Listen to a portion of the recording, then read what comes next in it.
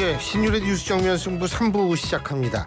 제가 항상 느끼는 건데 이 경쾌한 리듬, 이 음악과 내용이 가장 매치가 안 되는 코너가 바로 이번 주 승부 이 코너가 아닌가 이런 생각이 드는데 정말 신나죠? 음악 들으면. 근데 우리가 얘기하는 내용은 그렇게 신난 내용이 아니라가지고.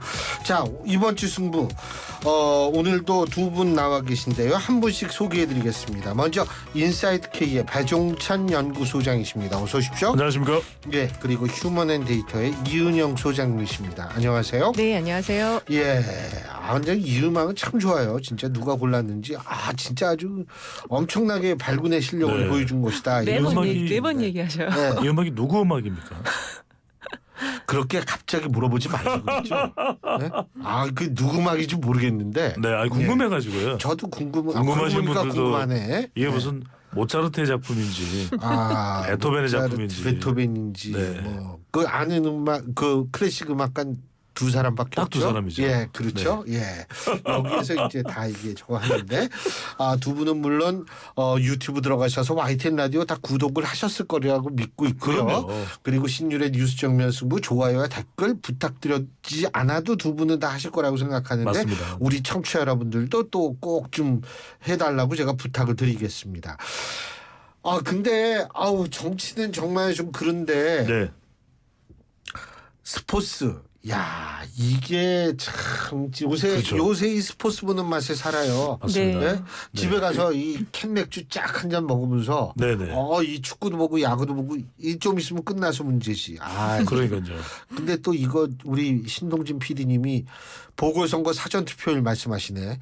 18시 현재 8.48%로 나와 있습니다. 네. 내일은 아마 좀 높아질 텐데 여기 좀 이따 하고요. 네. 자, 우리 배 소장님 승자. 자, 말씀하신 대로 각본 없는 드라마 손에 땀을 쥐게 하는 항저우로 가봅니다. 자, 저는 승자로 삐약이 신유빈 선수입니다. 예. 네, 19세의 신유빈 선수. 정말 선수. 대단하지 않습니까? 예. 이 어린 나이에도 14살 때 최연소 국가대표 타이틀을 따냈고요. 이번에도 사실 부상 투혼이거든요. 그래서 국가대표로 선발되는 게 어렵지 않겠느냐 그런 이야기가 나왔는데도 불구하고 출전권을 또 따냈고요. 결과적으로는 복식의 전지희 선수와 함께 전지희 선수가 이제 중국에서 기여한 선수입니다.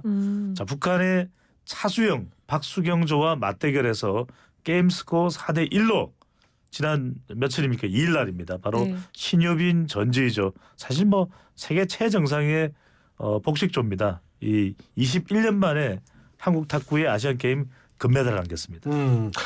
근데 제 기억으로는 신유빈 선수가 그 공중파 프로그램에 영재박을 발굴 아마 거기에 나왔었던 걸 기억하고 있어요. 그래서 상당히 또 스타성을 가지고 있는 게 참 대단한 게 이 별명도 이제 삐약인데 스매싱을 할 때 기합 소리가 약간 삐약이에요. 삐약 삐약 이러면서 이제 이때 국민 삐약이 이제 애칭을 얻었는데 그걸 못 봤네. 그러니까요. 지금 제가 정보를 많이 들었는데 이 신유빈 선수가 평산신시입니다. 평산신시의 집성촌이 경북 문경, 가읍면, 민질이에요. 어떻게 저보다 더 잘 아세요? 그래서 지금 현수 저도 평산시시예요. 그러세요? 네. 그렇습니까? 같은 집안이네요. 네, 그러네요. 네, 그래서 우리 지금 집안이 보통 사람이 아니에요. 문경의 딸이다. 그래서 우리 지금 신동진 PD님도 같은 집안이래요. 네. 그러고 보니까 저랑 성씨가 같네. 궁금하지는 않습니다. 궁금하지는 않고요. 그런데 참 대단한 게 이 신유빈 선수가 정말 국민들한테 감동을 남겨주는 게 정말 태극기 이게 근공감리라 태극기를 드는데 전지희 선수가 이제 중국에서 기아했기 때문에 잘 모르니까 태극기를 이제 들고 세리머니를 하려는데 좀 삐뚤어진 거예요. 그걸 이제 바로 신유빈 선수가 바로 잡으면서 이 태극기 이렇게 수신호로 이제 전지희 선수한테 이거 이렇게 되는 거야 이렇게 하면서 바로 들고서 이렇게 세리머니를 한 부분 그것도 너무 감동적이었거든요. 승자로 꼽지 않아요. 물론 이번 지금 오는 7일 날입니다. 내일이군요. 이제 토요일 날 우리 축구 또 일본을 격파하면 또 대단할 테고 내일 같은 날짜에 내일 7시에 또 한국 야구가 대만에 이제 서력전을 펼칠 텐데 맞아요. 그래서 이제 금메달을 따면은 또 그것도 물론 대단할 겁니다. 지금 LA 다저스로 가기로 예정돼 있는 장현석 선수가 오늘은 이제 3루타 내주면서 중국에 1실점을 했지만 내일은 한 번 더 등판하면 잘하지 않을까. 근데 신유빈 선수가 대단한 게 시상식에서 이제 북한 선수 아까 말씀드렸던 단상 같이 올라가요. 차수영 박수경 조가 사실은 굉장히 잘한 거예요. 이 잘한 것이 뭐냐면 국제 무대에 별로 노출이 안 됐던 선수거든요. 근데 결승에 올라와서 남북한 대결이 벌어졌는데 이거 나서 굉장히 표정이 좀 굳어 있었어요. 그러니까 최근에 이제 북한과의 사이가 더 나빠지면서 북한에서는 한국 여자 축구와 북한 대결을 이제 중계하면서 한국을 뭐 남한이나 이게 계례 잘하실 겁니다. 또 통일 전문가시니까요. 근데 그러다 보니까 이게 좀 상당히 좀 우울해진 상황이었는데 신유빈 선수가 또 막 북한 선수들을 좀 끌어다 같이 사진 찍자고요. 막 이러면서 그래서 누가 물어본 겁니다. 어떤 생각을 가지고 그렇게 이 권유를 했냐 그러니까 딴 생각 없이 담담하게. 근데 사실은 북한 측이 접촉을 금지했을 수도 있어요. 아니 전체적으로 좀 다 북한 선수들이 좀 쌀쌀하고 냉랭하고 그렇더라고요. 금지했을 수도 있고 또 하나는 뭐냐면 이게 졌잖아요. 어쨌든 지구나 저는 사실 그게 좀 걱정이 되더라고요. 이게 어떤 식으로든 불이익이 갈 텐데 그런 국가는 좀 그런 면에서 우울을 한데 야구에 그 다저스 팀이 있군요. 그렇습니다. LA 다저스. 거의 지금 스포츠 캐스터로 가실 것 같아. 다저스가 니들 다저스 이거 아니에요? 정말. 죄송합니다. 예. 그렇군요. 재밌었습니다. 예. 어쨌든 이번에 야구, 축구 다 좀 이겼으면 좋겠다는 생각이 들고 예. 우리 이은영 소장님은 누구예요? 저는 좀 이번 주에 승자가 할 만한 저기가 없어서요. 최근에 이제 그 기재부 공무원들에 대한 소식, 그 정부 공무원들에 대한 소식 중에서 이제 이직을 하는 그런 그 공무원들, 고위직 공무원들이 있다. 특히 그 기재부 그 간부인 그 대통령실에도 근무했었던 에이스였대요. 근데 이분이 대기업으로 갔는데 사실 이게 이제 그 공무원들이 지금 시험 봐갖고 이제 공무원이 되는 거잖아요. 근데 그 급여 문제도 있고 또 이 워낙 우리나라 그 공무원 사회가 좀 경직되어 있고 아직은 위계가 중심으로 되어 있고 일도 많이 시키고 특히 이제 지금같이 국감 때면은 기재부 공무원들이 엄청나게 그냥 일을 많이 하나 봐요. 근데 또 서울에 와서 국감 때문에 서울에 올라오면 또 왜 서울에 가 있냐, 서울 출장 자제해라 이런 얘기도 듣고 해서 굉장히 일하기가 참 어렵다. 그래서 이제 이직을 했는데 이제 그분을 그냥 꼽아봤어요. 그래서 왜 공직 사회가 이렇게 떠날 수밖에 없는 사회가 됐나? 이분은 자체는 어쨌든 이직을 해서 승자로 제가 그냥 꼽은 건데 또 공직 사회 분위기가 지금 안 좋고 특히 지금 통계청, 기재부, 고용노동부, 뭐 한국부동산원 등 그 최근에 주요 그 부처들에 대한 또 압수수색이 있었어요. 그래가지고 공직 사회가 굉장히 좀 얼어 있다. 특히 기재부가 최근에 그 경제 상황이 안 좋다 보니까 뭐 유류세 인하 그 연장 조치라든지 뭐 세수 부족, 고금리 아주 그냥 가계부채 몽땅 우리 사회에 짐을 다 짊어지고 있어서 기재부 공무원들 한번 좀 힘 좀 내시라고 꼽아봤습니다. 근데 그게 퇴직을 하고 그게 일정 기간이 지나야지 취직되는 거 아니에요? 자기가 이제 했던 업무와 연관된 쪽으로는 몇 년 이상은 못 가요. 못 가잖아요. 근데 이분은 그렇지 않았나 봐요. 이직을 한 걸 보니까. 뭐 어쨌든 뭔가 그런 부분에 대해서 이제 이해 충돌 없도록 심사를 받을 텐데 그렇겠죠. 그 심사 받은 결과 문제가 없다고 판단이 돼서 이직이 가능했겠죠. 그렇겠죠. 최근에 그 검찰 인사에서도 중간 간부급들이 이번에 좀 많이 이직을 한 게 아니고 그만뒀거든요. 근데 그 이유가 이제 고위직으로 가면은 정관이호를 지금 이제 받을 수 없는 분위기가 있어서 미리 퇴직한다 이런 얘기가 있어서 되게 좀 씁쓸했었는데 이번에 근데 요새 판사는 거꾸로인 것 같은데 판사분들은 정년까지 대부분 다 채운대요. 판사분들의 정년이 65이거든요. 맞아요. 근데 요새는 중간에 그만 안 두고 그냥 끝까지 저는 이제 그런 게 뭐 전관 예우도 많이 없어지고 또 하나는 뭐냐면 지금 변호사분들도 이게 워낙 경쟁률이 세져가지고 그러니까 제 얘기는 변호사 되게 어렵다는 얘기가 아니고 많은 사람들이 변호사가 숫자가 많다 보니까 이 사건 수임하고 이런 거에서 경쟁률도 만만치가 않은 모양이더라고요. 그렇겠죠. 그래서 이게 좀 늦어지는 것 아닌가. 아예 정년까지 그냥 하고 나오는 거 아닌가 이런 생각도 하거든요. 이은영 소장님 말씀 듣고 이제 신율 앵커 말씀 들어보니까 좀 우리 사회가 역동성이 필요한 것 같아요. 자꾸만 이제 공무원들이 공직 사회에서 뭐 불안감을 느낀다든지 아니면은 다른 직종이나 민간 분야에 더 매력을 느낀다면 그것도 어떻게 보면 참 아쉬운 부분일 수도 있거든요. 물론 이제 민간 부분도 충분히 이제 성장을 해야 되고 더 주도적인 성장을 또 하고는 있지만 그래서 뭔가 최근에 들어서 우리 경제 사정이나 아니면 공직 사회의 또 혁신 요인 이런 부분들이 조금 좀 부족한 거 아닌가. 특히 그 그래서 대통령실에서요. 지시사항, 긴급 지시사항 같은 게 기재부로 많이 떨어지나 봐요. 그래서 그 기재부 공무원들이 굉장히 여러모로 지금 스트레스도 많고 또 낮은 보수 이런 것으로서도 좀 많이 힘들고 이런 상황이라고 하더라고요. 근데요, 그게 제가 볼 때는 전반적으로 사회가 변하는 과정에서 나타나는 거라고 보는데 네. 예를 들면은 미국에서의 교수가 그렇게 그 좀 뭐라 그러죠? 이 아주 좋은 직업은 아니거든요. 아, 네, 근데 우리나라도 사실 지금 그렇게 됐어요. 그렇게 점점 가고 있더라고요. 그렇게 됐어요. 예. 그래가지고 예를 들면 뭐 우리 분야는 좀 그렇습니다만 공대 쪽 계신 분들은 학위를 다 하잖아요. 뭐 외국에서 학위 다 하고 들어오면 학교로 안 오려고 그래요. 기업으로 네. 가려고 그러죠. 그러니까 이런 것들이 지금 우리 사회가 변화하는 하나의 이 과정이다. 네. 저는 그런 생각도 사실 들어요. 근데 네. 이게 오히려 공무원 계속하고 막 공무원 경쟁률 높고 막 너도나도 하려고 그러면 그것도 너무 안정지향적이고 딴 데가 너무 불안해졌다라는 의미는 아닌가 이런 생각도 한때는 하거든요. 공시족들이 엄청 많았잖아요. 맞아요. 근데 요새는 또 안 그래요. 또 바뀌었어요 지금 예. 분위기가.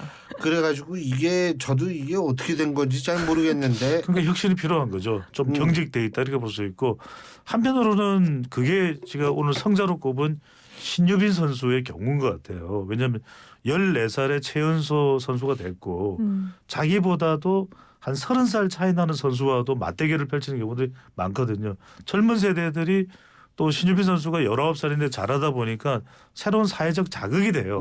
그러니까 이제 뭐 연령이 높은 또 그런 선수들도 있지만 지금 신구가 조화를 이루는 그런 상황 속에서 우리의 뭐 공직 사회가 됐든 아니면 좀 더 우리 사회의 기득권 이 분야에서 좀 더 젊은 사람들에게 또 여성들에게 기회가 좀 적게 가고 있는 이런 것이 어떤 혁신의 걸림돌일 수도 있거든요. 네. 저는 그런 게 좀 더 왕성하게 작동하는 사회 이른바 신유빈 효과를 좀 더 노려봄직한 것이 어떨까 그런 생각이 듭니다. 지금 그 말씀하시니까 무슨 생각 드냐면 네. 저는 이 젊은 선수들 보니까 말이에요. 이 옛날에는 사실 막 쫓기듯 스포츠를 맞아요. 했는데 지금 그렇지 않죠. 요새는 즐기더라고요. 맞아요. 완전히 예. 즐기더라고요. 요새는 즐기더라고요. 네. 그러니까 벌써 즐기는 사람과 쫓기는 사람이 얼굴 표정이 다르잖아요. 그래서 내가 야 정말 이렇게 돼야 되는데 이렇게 됐구나. 그런 거를 요번에 아시안 게임 보면서 많이 느꼈어요. 그러니까 신유빈 선수 같은 경우에는 특징이 이제 뭐 코치의 눈치를 안 본다. 자기가 생각하는 플레이를 자신감 있게 해나가거든요. 그러니까 지금 아시안 게임 끝나고 났는데도 바로 지금 국제대회 나갔는데 그렇죠. 세계대회 또 나가죠. 예, 세계대회 좀 나갔는데 벌써 4강에 올라가 있습니다. 전지 신유빈 조가 세계 1위 아니에요? 예? 세계 1위? 랭킹 1위죠. 랭킹 1위. 예, 1위일 것 같아요. 예. 1위 아니면 1위로 만들어 봐야죠. 월드 테이블 테니스 스타 잘 모르겠다는 얘기는 죽어도 안 해요. 컨텐트 란저우 혼합복식에서 지금 4강에 올라가 네, 있거든요. 맞아요. 저는 이게 또 그리고 전지 선수하고는 나이 차이도 좀 있고 또 중국에서 왔는데 이 문화 차이까지도 젊은 세대들은 극복해요. 또 최근에 뭐 중국하고의 관계가 우리가 그래서 좋은 건 아니었죠. 에이, 그거하고 뭐 아니 뭐 그거하고 연결 사람들은 연결할 또 건 다르니까. 아닌데 저는 이제 제가 말씀드리고 싶은 것은 이런 좀 젊은 세대들의 역동성 또 개방성 이런 부분을 우리 사회에 좀 활력으로 삼아야 되지 않을까 생각이 듭니다. 세계 랭킹 1위 맞대요. 그러니까 그쵸. 예. 예. 제가 틀리진 어쨌든 않잖아. 저는 틀리진 않잖아요. 오늘 또 안세영 선수 배드민턴에서 중국의 허빙자오 선수를 완전히 제압해 버렸잖아요. 그거 뭐 안세영 선수가 배드민턴 세계 1위입니다.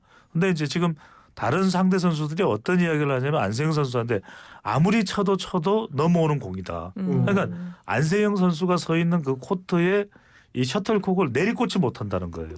그만큼 네. 우리 선수들이 대단한데 이 안세영 선수도 그렇고 좀 젊은 선수들의 이런 자극을 우리 정치권에도 좀 불어 저도 넣을 수 그 있으면 좋겠어요. 기재부에 있는 대표 선수들 공무원분들 네. 좀 힘 좀 내셔서 지금 너무 어려운데 짐도 많이 느끼실 텐데 조금 힘내셔서 좀 어려움을 좀 극복해 주셨으면 좋겠어요. 맞아요. 네. 아니 뛰어난 분들이 국가를 위해서 이렇게 계속 일을 해주셔야지. 그러니까요. 근데 예. 지금 짐이 너무 많은 것 같아요. 저는 그래서 홍콩이나 싱가포르처럼 저는 이게 우리 고위직 공무원들도 연봉 뭐 막강하게 주고 대신에 이 사람들이 어떤 비리에라도 연관되면 저는 가중 처벌을 하는 식으로 근데 그렇게 그게 자본주의 사회에서 월급 많이 주는 것만큼 매력적인 포인트는 없죠. 그러니까요. 사실은. 예.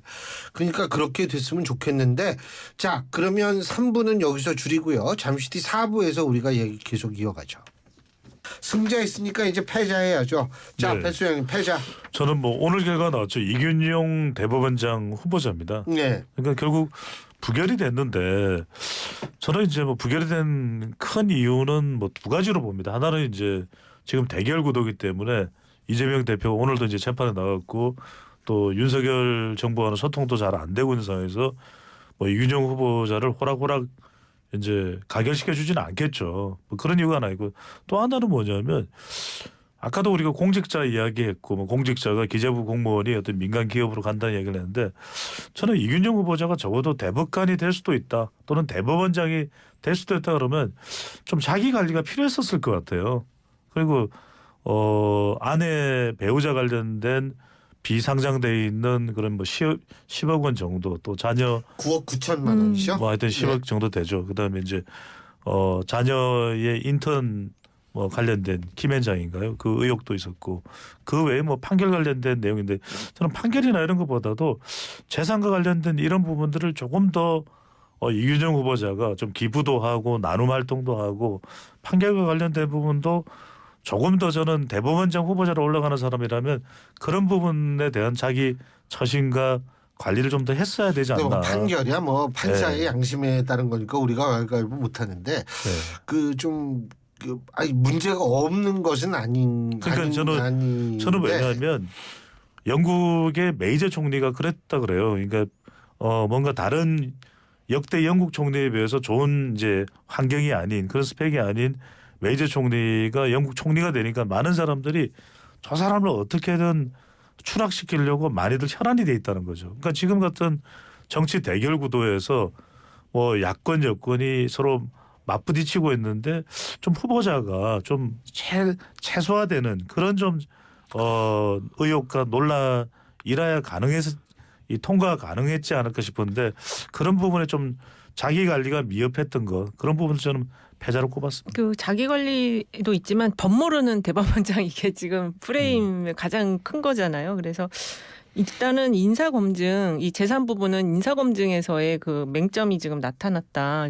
이번에 제가 패자로 꼽은 김행 그 장관 후보자도 지금 마찬가지거든요. 재산과 관련해서 지금 이제 어저께 청문회가 너무 재밌었어요. 저는 이제 자료 제출을 거의 안 한다고 그래가지고 좀 맹탕으로 흘러가지 않을까 그랬는데 굉장히 집요하게 이제 그냥 현재 있는 그 자료를 가지고 집요하게 물고 늘어지는데 김행 후보자의 그 발언 태도가 약간 패널 그 장관 후보자로서 보다는 패널 때 했던 그런 모습을 보이다 보니까 계속 충돌이 일어나가지고 결국에는 주렐랑 친 김행 이렇게까지 나와버렸거든요. 그래서 이 재산 부분이 특히 이제 좀 유의미하게 저는 본 게 그 가상화폐를 이용한 그 미디어의 활용 이게 앞으로 이제 우리 사회가 아까 이제 우리 사회가 그 과도기적인 어떤 상황 속에서 많은 변화들이 있다고 하는데 미디어도 역시 이제 이러한 그 새로운 좀 미디어의 그 어떤 운영 방식을 이번에 좀 사실 이거 알기 힘들어요. 이 실제 이게 언론사나 이 위키트리 정도의 그 큰 언론사 사람들이 직접 말하지 않는 이상 어떻게 운영되는지 알 수가 없었는데 이번에 그런 것들이 표면적인 거로는 좀 파악이 됐다. 그래서 저는 김행 후보자 아무래도 오늘 많이 거론됐겠지만 패자로 꼽았습니다. 이 소장님께서 그 말씀하시니까 제가 궁금한 게 있는 게 청문회가 끝난 겁니까? 끝난 겁니까? 아직 안 끝난 것 같아요. 아니 그것도 모르겠어요. 국민의힘은 끝났다 그래요.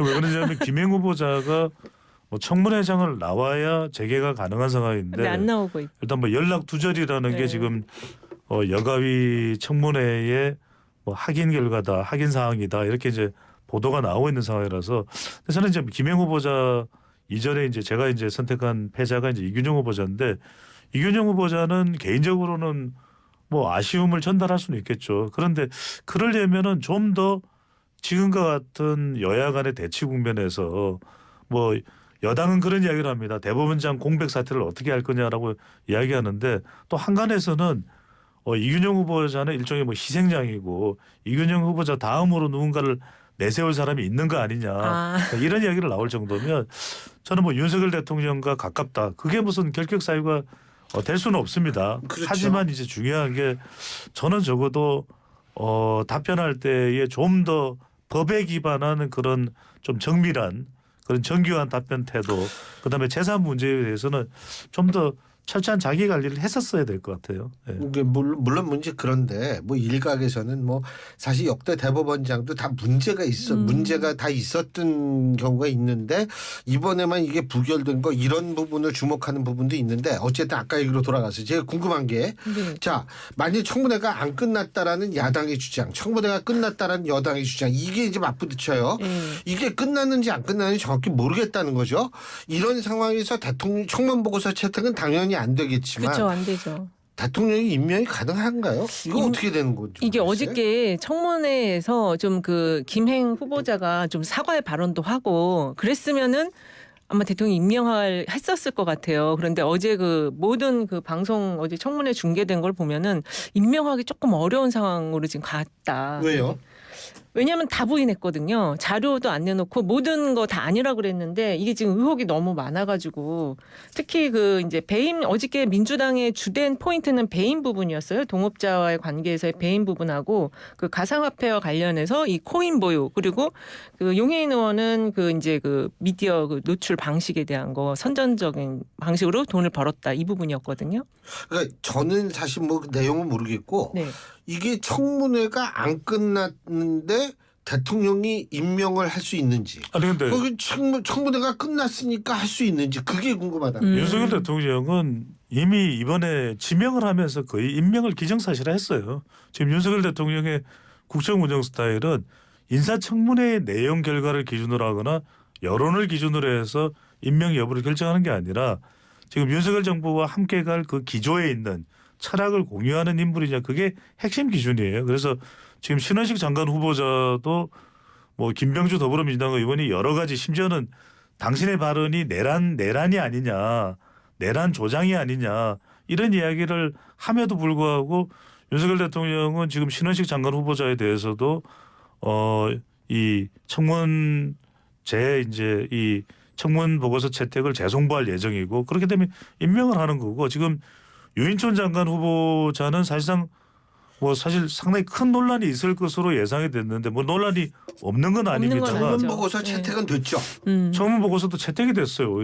오히려 유인촌 장관 후보자의 경우에는 이전에 2008년 이명박 정부에서 인사청문회 할 때보다도 또 장관직을 수행할 때보다도 훨씬 더 보는 관점에 따라서는 좀 능수능란해졌다 이런 평가를 받을 정도예요. 그러니까 뭔가 질문을 하면은 그거 감안해서 꼭 장관이 되면은 실천하도록 노력하겠습니다. 뭐 더불어민주당의 유정주 의원의 질문이나 이렇게 반응을 하면서 오히려 유인촌 장관은 상당히 매끄럽게 진행이 된 셈이에요. 결과적으로는 뭐 찍지마 이런 거 떠나서.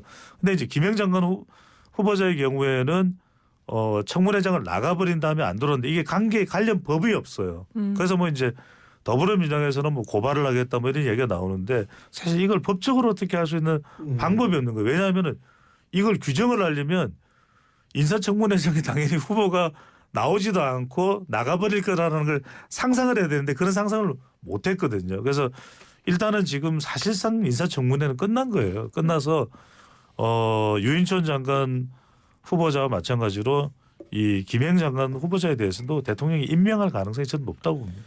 근데 이게 장관으로서 적격성이 여러 가지로 지금 없지 않나요? 특히 그 여가부 장관으로서 그 언론사 운영할 당시의 그 기사 내용의 선정성이나 특히 여성과 관련한 이제 그 폭력적인 거를 다루는 방식 자체가 여가부 장관으로서 이게 맞나? 직무적으로도 좀 맞지 않는 사람을 임명하는 게 맞을까요?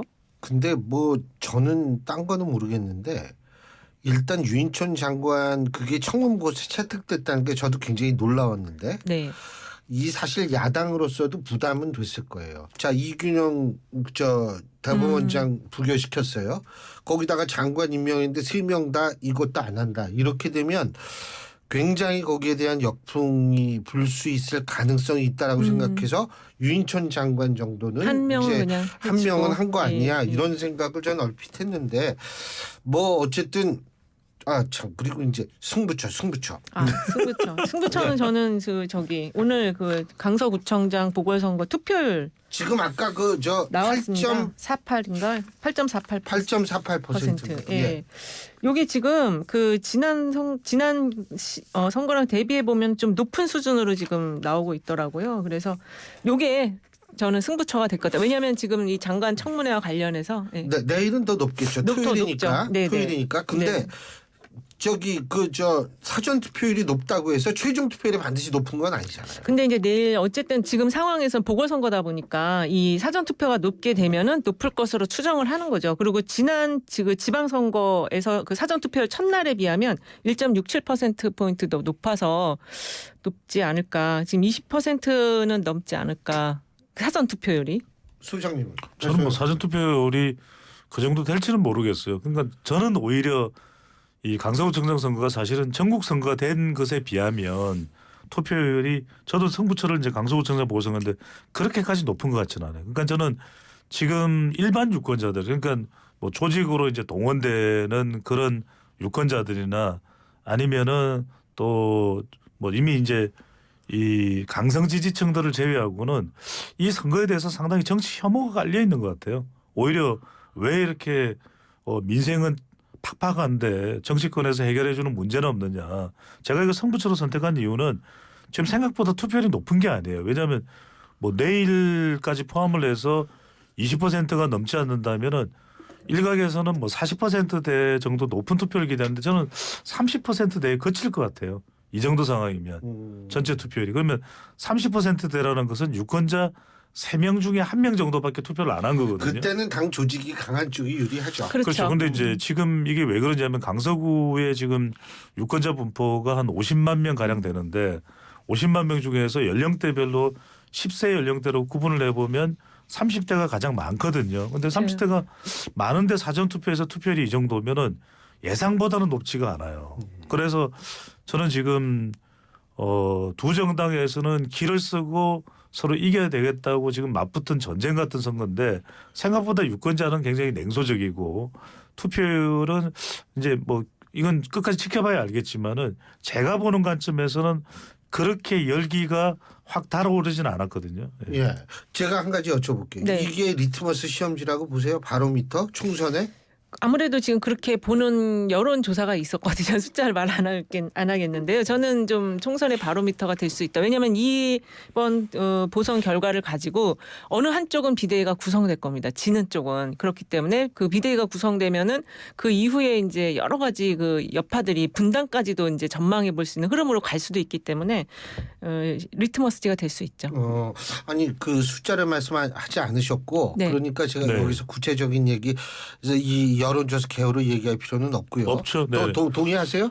저는 좀 다른 의견입니다. 왜냐하면은 강서구청장 보궐선거에 대해서는 저는 이제 최종 결과가 어떻게 나올지는 모르겠는데 이 지역이 이제 어느 정당의 뭐 강세 지역이다라는 말을 해왔잖아요. 왜냐하면 지금 현재 이 지역의 국회의원이 가불병 3명인데 가불병 사당 더불어민주당이고 지난 대선에서도 동별로는 좀 차이가 있었는데 전체적으로 강서구 전체적으로는 이재명 후보가 한 5% 포인트 정도 더 많이 득표를 했고요.